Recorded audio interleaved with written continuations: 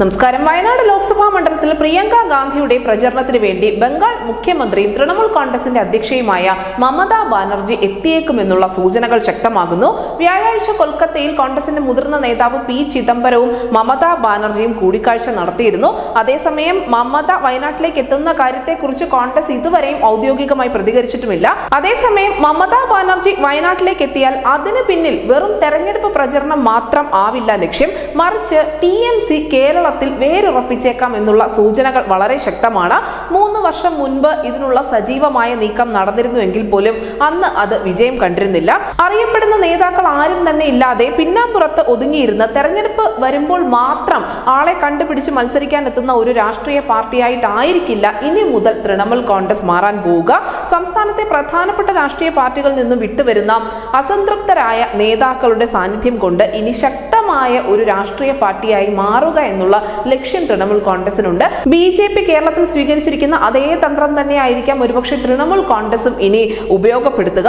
നമുക്കറിയാം, അസം, UP, ഗോവ എന്നിവിടങ്ങളിൽ കോൺഗ്രസ് നേതാക്കളെ തന്നെ ലക്ഷ്യമിട്ടുകൊണ്ടായിരുന്നു തൃണമൂൽ കോൺഗ്രസ് പ്രവർത്തിച്ചിരുന്നത്. മേഘാലയയിൽ 17 കോൺഗ്രസ് MLA-മാരിൽ മുൻ മുഖ്യമന്ത്രി മുകുൾ സാങ്മയുടെ 12 പേരെ തൃണമൂൽ കോൺഗ്രസ് സ്വന്തമാക്കുകയായിരുന്നു. ഇതോടുകൂടി ഈ സംസ്ഥാനത്തെ മുഖ്യ പ്രതിപക്ഷമായി മാറാൻ തൃണമൂൽ കോൺഗ്രസിന് സാധിച്ചിരുന്നു. പാർട്ടിക്ക് ഒരു സ്വാധീനവും ഇല്ലാതിരുന്ന ഒരു സംസ്ഥാനത്ത് കണ്ണടച്ചു തുറക്കുന്ന വേഗത്തിൽ വളർന്നതുപോലെ കേരളത്തിലും സംഭവിക്കുമെന്നുള്ള ഒരു പ്രതീക്ഷയും തൃണമൂൽ കോൺഗ്രസിനുണ്ട്.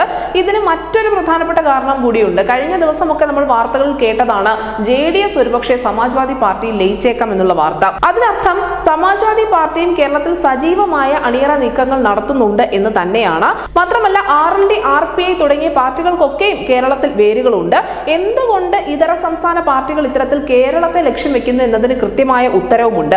മറ്റ് സംസ്ഥാനങ്ങളിൽ കോൺഗ്രസ്, BJP എന്നീ വലിയ ശക്തികളെ മറികടന്നുകൊണ്ട് അത്ര പെട്ടെന്ന് ഒരു വളർച്ച സാധ്യമല്ല. മാത്രമല്ല, എളുപ്പത്തിൽ സാമ്പത്തിക ബാധ്യത ഇല്ലാതെ തന്നെ വളരാം എന്നുള്ളതാണ് മറ്റൊരു അനുകൂല ഘടകം. UP, മധ്യപ്രദേശ്, മഹാരാഷ്ട്ര പോലെയുള്ള സംസ്ഥാനങ്ങളിലൊക്കെയും ശ്രമങ്ങൾ നടത്തിയാൽ അവിടെ വലിയ തോതിൽ പണം ചിലവഴിക്കേണ്ടി വരും. പക്ഷെ കേരളത്തെ സംബന്ധിച്ച് ഒരു ചെറിയ സംസ്ഥാനമാണ്. അതുകൊണ്ട് തന്നെ പണച്ചിലവിന്റെ കാര്യത്തിൽ വലിയ തോതിൽ ഒരു നിയന്ത്രണം ഏർപ്പെടുത്താൻ ഈ പാർട്ടികൾക്കൊക്കെയും സാധിക്കും. ഇതിലൊക്കെ ഉപരിയായി പുതിയതെന്തും സ്വീകരിക്കുന്ന അതൊക്കെ ഒന്ന് പരീക്ഷിച്ചേക്കാം എന്നുള്ള ഒരു മനസ്സ് കേരളത്തിനുണ്ട് താനും. എന്തായാലും ഈ ഇതര സംസ്ഥാന പാർട്ടികളുടെ അണിയറ നീക്കങ്ങൾ എത്ര കണ്ട് ഫലപ്രദമാകുമെന്നത് 2026 നിയമസഭാ തെരഞ്ഞെടുപ്പ് അടുക്കുമ്പോൾ മാത്രമേ അറിയാൻ സാധിക്കൂ. News desk Malayalam.